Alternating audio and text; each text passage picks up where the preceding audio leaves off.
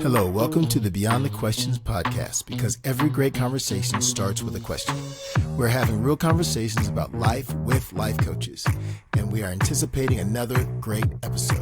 So get ready and let's get started. Well, welcome back to Beyond the Questions. We are in the building or on your screen or in your ear right now. We're glad to be there. Thank you for listening. I am TQ, and it's really good to be your host today. I've got several other wonderful coaches with me today. The same coaches I always have. It's not like anybody new. They're still wonderful as they were the time before. How I wanted to start today is like this. Okay. Before we just dive into the meat of the topic today, which is really going to be about our inner critic, in case you're listening and wondering what are they going to be talking about today. So we're going to talk about this inner critic that really talks to us. But before we get into that, what I would love to do is to ask them a couple of questions. Typically, I only ask one. So today you got options, folks, just so you know. Being generous today, and want them to choose one of the questions to answer and just give them a chance to tell you a little bit about what they do. Okay, so the questions are, the first is this: what was your favorite costume to dress up as when you were young? Or I don't know, if you dress up now, you can say that too, I guess, if it's okay for a podcast. And then question two is, what is one thing that you said you were not ready for, but you did it anyway, and it turned out all right? You were surprised. Okay. So again, favorite costume to dress up in at some point in your life, and what is one thing that you were not ready for, but you did anyway, and it turned out okay? Okay. Who wants to go first? Shall I flip a coin? Are we answering one of the two questions or one both? of the two? I would love to hear answers to both, but I don't think that we're going to have time. And so just choose one and then tell us a little bit about what you do. And Erica, since you spoke up first, you're the winner. I'm going to go with the first one that came to my head, which is what I like to dress up as. Okay. I loved dressing up. Well, I like to Was that wear... a like or a liked? I just want to know context. No, present it's or past tense? Love. I love wearing dresses still. So, all right. Awesome. So I no longer have this dress. So there's that. I had this yellow bell dress from it wasn't from Beauty and the Beast, but that's what I envisioned it as in my head. Right. And it even, like, when I'd squat down, it'd make like this cupcake around me, and I really felt like a real princess. Awesome. And I would just wear it and be like squatting everywhere with this little cupcake. I loved it. I love it. That's cool.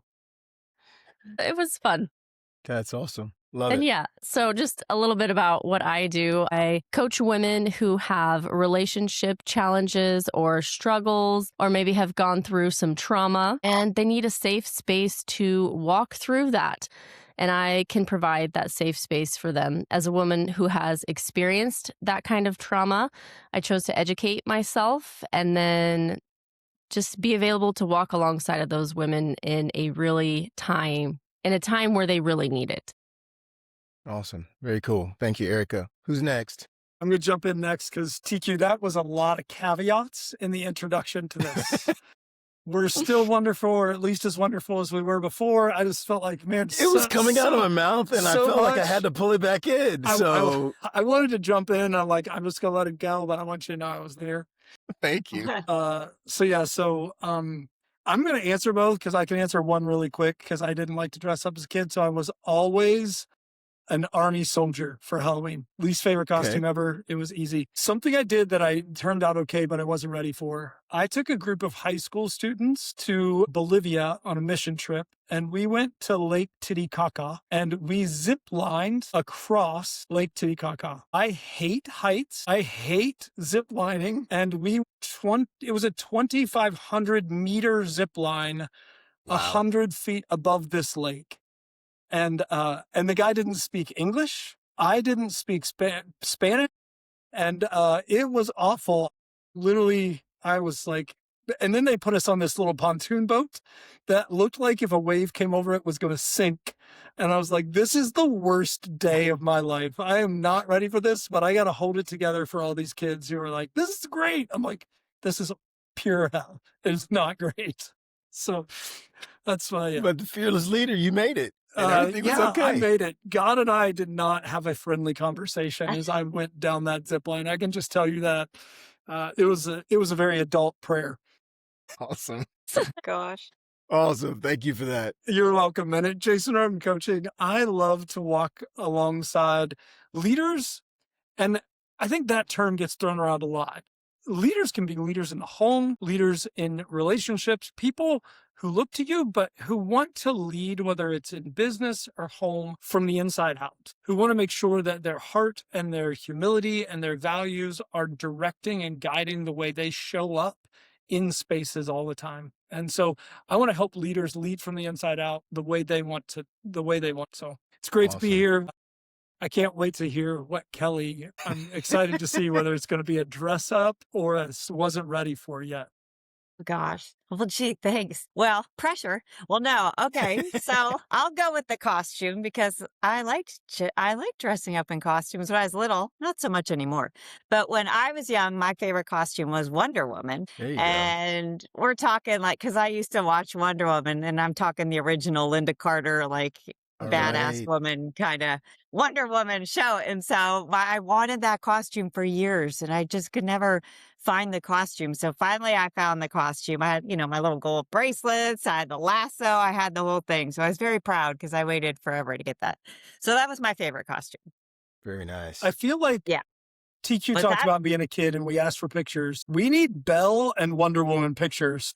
If I could find a dress that could do that, I would do it again.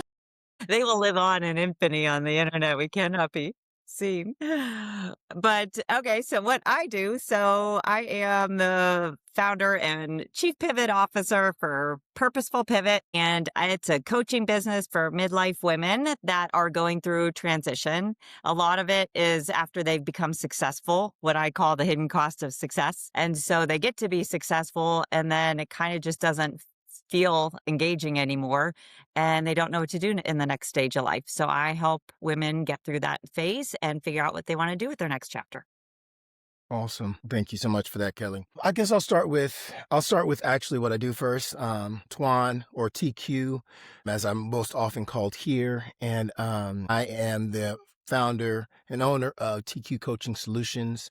And what I do there is really try to help people who have these goals and dreams that they're trying to reach. Maybe they're an entrepreneur or creator or somebody who's got this vision, but you keep running into these obstacles, especially the internal ones like fear, self-doubt. And so what I want to do is help you break through those so you can grab a hold of those dreams so those dreams can come reality. So that's what I do. Now to the dress up one. Okay. I'm a huge fan of Spider-Man back in the day. And so the plastic, nowadays they're kind of nice. Some of them, they're like cloth and stuff. But back then it was just a sweat box of plastic that kind of pinned in the back. I don't know if you remember that. And a little thing you put over your face.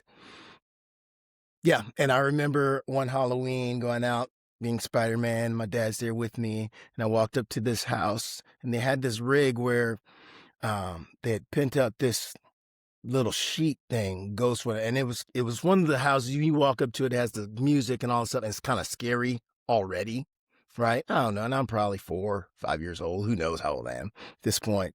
And I'm walking up there, and sure enough, as soon as I start walking up there in my Spider-Man superhero outfit, this ghost really is what I saw, came flying down the sidewalk at me.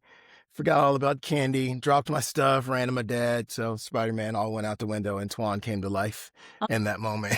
There you go. That'd be awesome. Man, but thank you everybody for sharing what you do and the stories about what you dressed up as and so forth. Those of you who are listening, we're talking about our inner critic. And it's the one that sometimes comes to us and says, hey, when you're about to do that thing, you've gotten dressed up in your, I don't know, your business attire, your presentation outfit.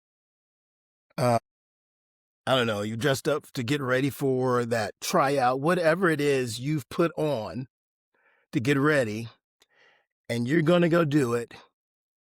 And the critic says, yeah, no, you're just pretending.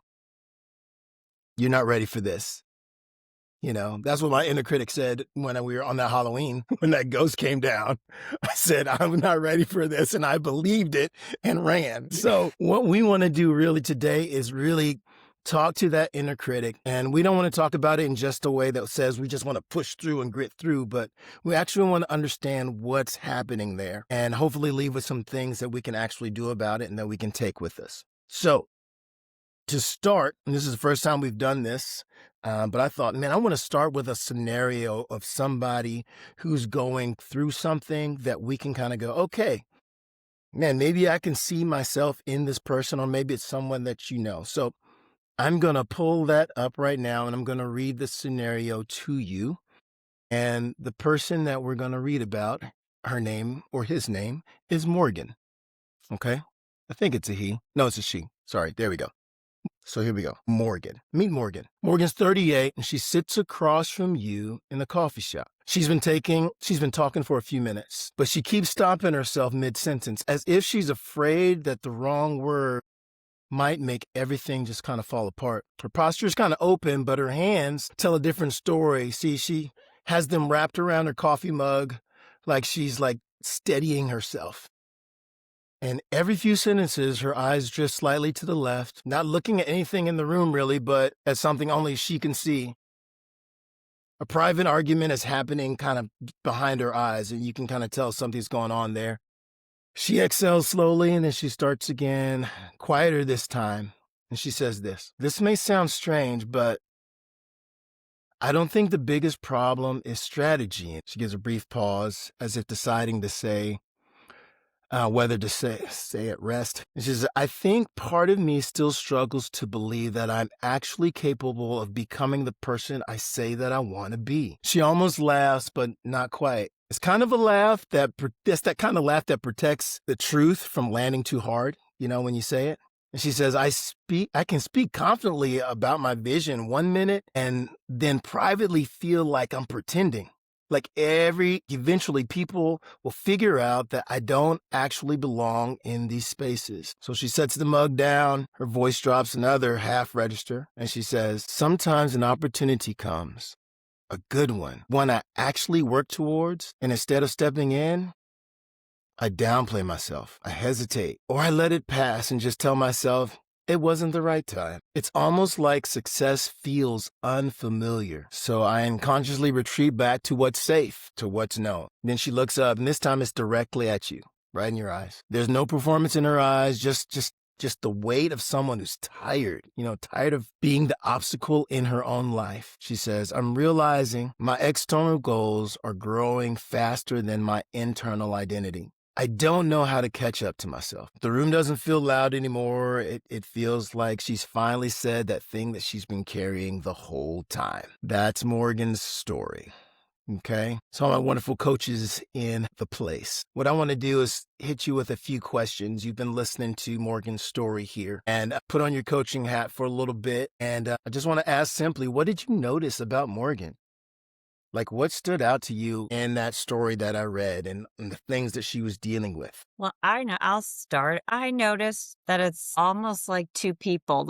Externally, she sounded confident. She knows the vision. She knows the strategy. So it's like her external self is confident, but it's the internal self that she struggles with. So I noticed kind of the push and pull of the external versus internal for her.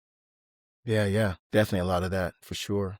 I think it's hard to not sit across the table from Morgan, and you can almost palpably feel the emotions. You can feel the fear, the sadness, the tension that is just eating at her the whole time she's telling you this story. And really this Right. feeling of fear that leads to inadequacy and insecurity. It's just written all over her face. It's written in her body language, and it's all throughout her words. Yeah. And that's what I was going to touch on, Jason, too. It's not actually the words that she said. It was her body language, even the gripping of the mug, and just that even her looking beyond spaces in her mind, right? She's somewhere else, even though she's present in this moment. She's also somewhere else, and her body language is giving that off too in this kind of struggle internal war that she's having. Hmm. Yeah, there's a lot going on with Morgan. A lot going on as, she sat there and spoke, very self-aware, you know what I'm saying? Like so much like she could see, you talked about both people and the struggle and she could see them, but, just seems like she felt helpless. One of the things I noticed that, she says, "I don't know how to catch up to myself." No? That's such a palatable statement. Man, I have this thing that I see that I want that's way out here, but I'm back here and I feel like I'm trying to run and catch it and I stumble and fall and all the things. So, man, that's what she's dealing with. And I get the sense, at least when I was reading it, I mean, I could put myself in a lot of those spaces. And I think many of us could, along the way and go, yeah, I mean, I may not be dealing with what exactly Morgan's been dealing with, but that whole idea of, especially when she said, um, I don't belong in these places. How many times have we done that? So, all right. So we've listened to her and we felt what's going on. I hope you listeners have felt that as well as you've been listening to Morgan's story. What would you ask? What would be your next question for Morgan as she sat and kind of unloaded all this stuff? Maybe you're sitting in a coffee shop and she doesn't have to be a client. She could be a friend. It could be anybody. And you're like, man, how do I lean in? And what would be my next thing to really go, okay, Morgan, well, tell me about this. Or, what would you say? What would you ask? I would probably give Morgan the option of which way she wanted to go. And I'd ask her 2 questions. I'd ask her, one, to look back and think about a time when she felt confident walking into the space and she walked into it. And I'd want her to unpack that time. Or if she didn't want to look back, I'd ask something along the lines of, what would it feel like when you actually catch yourself? And how will you know when you caught up? Because she says she's like behind. And so I want to know, I want her to have to wrestle with how far behind are you? If you actually got caught up, would you know you're caught up? Right. And so either one of those, and then depending on the answer, would frame how the rest of the conversation, or which questions you choose, and the rest of it would frame the conversation for me. Yeah. Yeah, I can see how that would be good. Really using her imagination to really go to those places. Awesome. I think something else I would ask her too, she mentioned safety and her body language is giving off that there is a potential for not feeling safe, even in this space that we're in. And what would safety look and feel like for her? Okay. And with that too, do we need to move outside? A simple, even just I don't feel safe sitting over here, or, okay, let's go move over to here in this area where you feel safe. Yeah. What about the scenario made you go, give me an example from the story that made you go, man, she might this Just was something that make her really feel at the safe. beginning when you were talking about her gripping that cup, sitting there, and she would start talking, her eyes drift off, and then she comes back, and it felt like there was a sense. So a lot of the story was shared, right? And so, which there's a lot of questions I could have, but yet going to that safety piece, right? If she's not even safe to talk about what it is she wants to talk about, we need to start there. Okay, cool. Mm. It's good. It's good to look out for where her heart is. Yeah. Yeah. I had a couple thoughts too. Like you said, there's a lot of questions I would ask. One was similar to yours, Jason, kind of looking at in the past and maybe some past accomplishments and things she was proud of and spaces that she felt she deserved to be in. And why does she deserve to be in those, but not the ones that are in front of her now? Where's the gap there? And then just to get her out of her own head for a bit, I'd ask, if a friend came to you with this same scenario, what kind of advice would you give your friend that's telling you this? Because I'm sure your friend is just, capable, or a colleague that would, in your situation, and they're very capable and they're having these feelings inside. What kind of advice would you give that person? Because I think sometimes it helps to get out of your own head and pretend it's someone else's worry Hmm. or issue. And that kind of clears your mind a little bit to be a little bit more objective. So I would kind of go down a couple of those different paths to start out with the conversation and get her Yeah. talking. Yeah. Those are good. Those are good. All real introspective, really kind of looking at what's going on. Another question I think, I don't know that I'd ask this right away, but if once she seemed like in a good spot to talk, it would be, what is the inner critic? Like, what is he saying? Like, what are the words? Like, is it saying, you don't know enough, or you're too young, you're too old, what, like, can we like get a laser focus on this? Cause I think that's what we would need to deal with, to really kind of get after it and go, is it true? Is it not? And really go from there. And so, again, I don't know if it'd be my first question, because that's like, bam, that's like digging in pretty deep real quick. But I know that I would want to get there. So here's something else that she said. She said, my external goals are growing faster than my internal identity. I want to stay here for a second, because I think that this sentence in this episode, this is the sentence of the episode. What does that mean to each of you? And I know we've kind of talked on it a little bit, but my external goals are growing faster than my internal identity. If we can kind of peel that apart some. I think in asking her, it would be a conversation about what is her internal identity, and like voicing and naming what she actually means by that. Mm-hmm. Yeah, I agree. That's what I was wondering too. How do you see yourself? Is your identity tied to a role, tied to, a position, whatever? I'd love to know how she sees herself. But then it also sounds like she's goal oriented, right? And she has the dreams and she has the goals, which I think is sometimes that's hard. That's a hard step for some people. And she's got that. So she should be happy that she has a strategy and goal or dream. Yeah. And then I'd probably, second step, talk about, okay, what's some kind of action you can get to get yourself out of just thinking of one identity that you're maybe stuck in? And can you see yourself in another one to reach those goals? So I think they kind of go hand in hand. How does she looks at herself, and who can she become to achieve those goals if she needs to become something else? You talked about who she becomes, sometimes when we think of goals, at least most often people talk about goals, there's these achievements. I want to do this many sales. I want to, be at this spot when I graduate. I want to, etc. There's these tangible things. But those goals could even be, you talked about becoming, like the becoming this thing could be the goal itself. Yep. I want Yep. to be, I want to be more confident. That could be the goal. Or I want to, I'm not trying to put words there, but I'm just going, man, when we're talking about who she says she is in one spot and going, man, but my goals are way out here and I don't feel like I'm able to catch up to them. They could be external goals, internal goals, but whatever they are, they're just out there and so far out there for her. So it seems.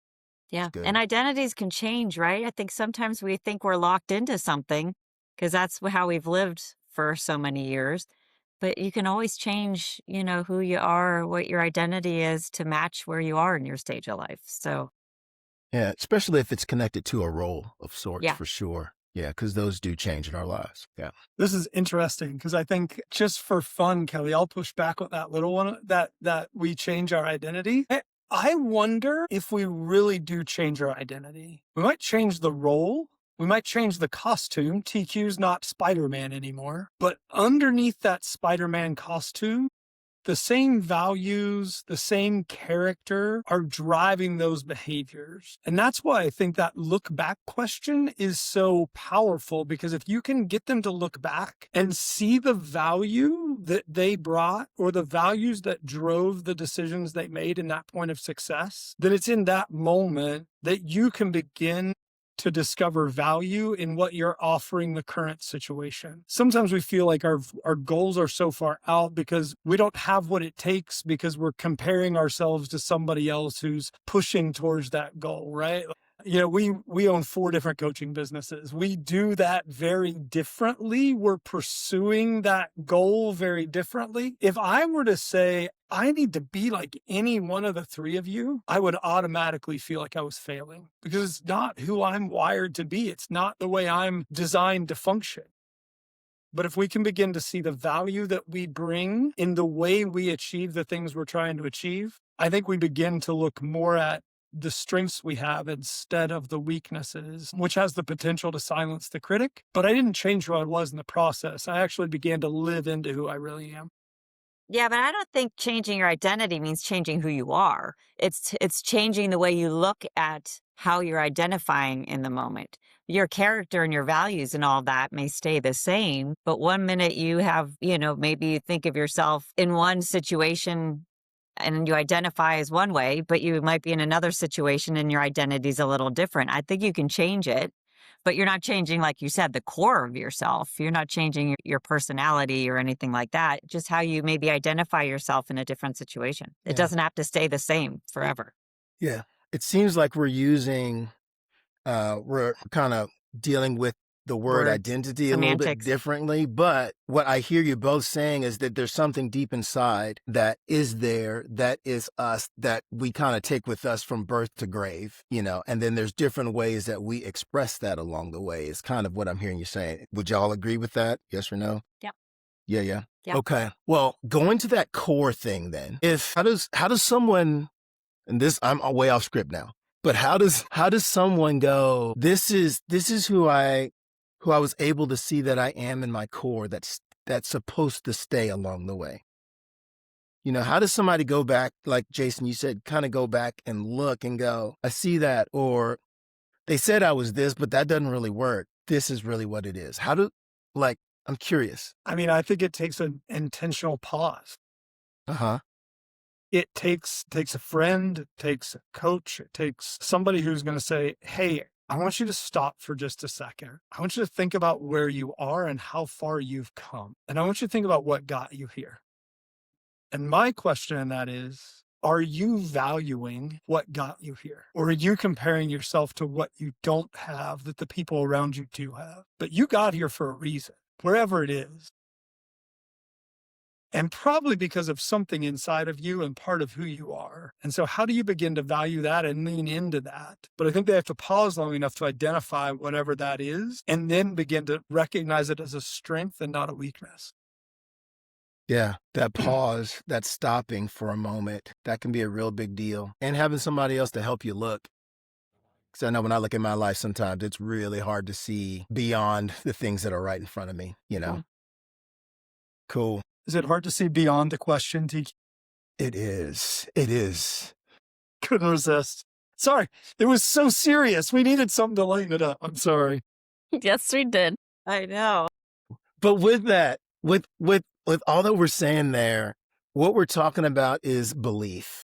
She's got these things that are out there that she wants to reach, that she's trying to reach, that she's going for. She feels like she's back here, and she's not going to go any farther than she believes that she is, or can be, depending on if you're talking a role or you're talking core, right? No, she's got to have this idea of, man, she can't, and I say she, if any of us can't believe that we can get to a certain point, I can pretty much guarantee that we're not going to get there because we've got our own ceiling holding us back. You know what I'm saying? And so, man, if someone of you out there is listening right now and you're going, man, Morgan, man, I get her. I just want you to just take in a few of those things that we're going to get to some more practical steps here in just a second. But before we move away kind of from like the heart of what she's dealing with and so forth, if you're listening out there, I just want to take time to say, hey, you have valuable things in you that the world needs. The people around you, wherever you're headed in the future, you have things in you right now that the world needs that are valuable and will take you to the next places that you need to go. At least At least that's my humble opinion. And you're like, you don't know me, Twan. Can't tell me that stuff. What you mean? I'm just saying, I believe that we all people have stuff in us. And it's very valuable, and we are here to share that. And not everybody out there believes it, and not everybody out there is going to appreciate it, but it is valuable. Okay, I'm going to step back down, and I'm going to go to the next question, unless any of you guys have something else to say. Y'all good? Okay, so here's what I want to do now. We've looked at Morgan. We've asked her questions. We've picked apart what she's done and all this stuff. We've tried to sit in it with her. Is there something like some practical step that we could say, okay, Morgan, we hear you, man, feel where you are.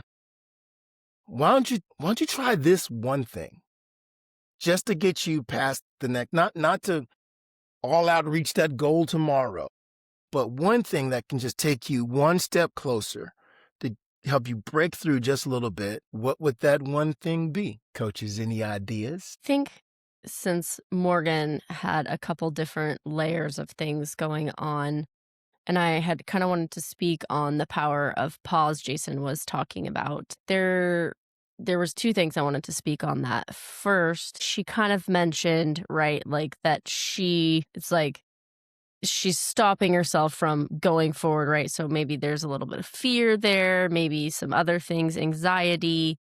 So in some situations, and this can be a practical skill, it is a quick pause is, okay, let's see. Maybe I'm going to throw out an example to make it easy. Maybe I can't go into the coffee shop because the coffee shop really triggers me for some reasons. I need to go in the coffee shop to process this. So I'm going to stand there. I'm going to pause, take a breath, count to 3, and walk in and face whatever needs to be faced as I go in to what I was afraid of. Yeah. And then also on the other thing that I feel Morgan was dealing with is that there is a reflection piece in pausing times and seasons in our life, and just a little reminder to her that there's seasons for reflections, there's seasons for pauses. While if she's having this internal struggle, which we could break apart more, what is it that she needs to pause and what is it that she needs to step forward into? Okay. So she's asking that, she's pausing, and then she's asking that question of what does she need to pause from and what she needs to step forward into. Right. So the one is a brief pause, right? Pause. Mhm. Okay, I can do this. Go forward. The other is she has a lot of scenarios. So it's kind of think of it as a waiter and a tray, right? So we have all of these pieces on here. Okay, I can deal with these two over here, but for a while, I'm going to have to just let these ones sit right here while I'm focusing on these. So these are put on pause. These I'm going to work through. Well, I would say just a practical thing to do. Going back to kind of her fear of doing things and making herself small, I'd sit down and make a list. Best case scenario, worst case scenario. What's the worst thing that could happen if you don't pursue this? Maybe it's, you stay in place or you stay stuck, or maybe it's something bigger. Or what's the best thing that could happen if you just took some action? And actually write these down. And take a look at it, because I think sometimes the fear becomes so great that it can paralyze you and you don't see some of the good things that could come out if you just took some steps. And, confidence doesn't come first. Actions come first. So you have to take small little steps and little actions to actually build your confidence. So I think taking one step, doing an exercise of best case, worst case scenarios, can start to kind of frame it out where maybe it's not as bad as you think, and you should put yourself out there for these times when you feel the fear coming on. Yeah. And realize that it could end up in a really, really good place, but you just have to take some small steps. Yeah. Take some steps, get a real clear view, a good, true view of what's happening, what could be. Cool. Very nice. I had a client recently who reminds me a little bit of Morgan. Mm-hmm. And so in the conversation with him, he discovered Seth Godin. Which is kind of funny because I think somebody said, asked if I was related to him, which I was Yes, like, we did. that's Which really is awesome. Really pretty That is interesting. great. But Seth has 5 questions for people to ask at the end of every day. And it's like a micro journal that you can kind of go through. And the real full credit to Seth Godin. These are not mine. But what generous act of leadership did I practice today? What thank you note did I send? What curiosity did I explore? Or what hard question did I ask? What new skill did I learn? And what interaction increased empathy with a customer or coworker? And I think about as you begin to write those things down every day and reflect on them, you begin to realize how much, especially in that question 3, you can overcome and how much you're growing when you can look back and say, oh, 3 months ago, this is what I was learning. And right now, this is what I'm doing. Like you begin to realize I have this inside myself. And so, I didn't come up with those questions. My client actually found them on his own. I was like, well, I guess you don't need me. But they were great. And I've actually started doing some of that practice myself to kind of work through those things. So I just think some of those 5 questions, you can, if you didn't get all those as you're listening to the podcast, ChatGPT, Seth Godin's 5 questions, and you'll be good to go. There you go. Awesome. I love practical steps. One I would put out there is give the inner critic a name. So I was thinking about if I had an inner critic, or I do have an inner critic, and I'm going to give him a name, he would be Aquarius. Okay. And so often the inner critic is a liar. It's saying things that aren't really true. It's getting me all riled up. It's keeping me from my goal. I need to just tell Aquarius to shut up. That is not right. So the idea behind that is simple in this, that one, you identify what it is and you're able to go, I see you. That's not right. I'm not listening to that. Right. And giving it a name, it sounds kind of cheesy. It can be kind of fun, especially depending on the name you give it. It can be pretty fun. And so you start putting that away, and then that can help you take that next step. These are all just practical things that the coaches have given. These are things that we would love for you to take with you today. Put it in your back pocket, pull it out exactly when you need it, because we're all kind of dealing with how do we get to the next thing. Okay. So I'm going to give our coaches one more chance to give this is more of a heart thing. Like you sat with Morgan, you've given her the practical step. She feels a little better. Okay. And you want to give her one more thing, maybe for her heart or her mind. What would you say to Morgan as kind of the going away before you leave the table? TQ, you've done a great job at leading this conversation. I want to ask permission. Can I talk to TQ and not Morgan? Sure. I wonder what TQ says to Aquarius when he's standing there in his Spider-Man outfit and he jumps off the building. But TQ realizes I have real web throwers. Mm-hmm. So I'm going to hit you with that web thrower, and Aquarius, you can go stand in the corner and you can't move because I have skills and talents that you didn't know I have when you jumped off that roof, and I'm not afraid of you anymore. Yeah. I would say Twan would be like, he wouldn't say words. He'd be screaming like, yeah, what's up? I don't know exactly how it's going to sound. And I don't want to yell in everybody's ear right now on the podcast, but it would be loud. Yeah.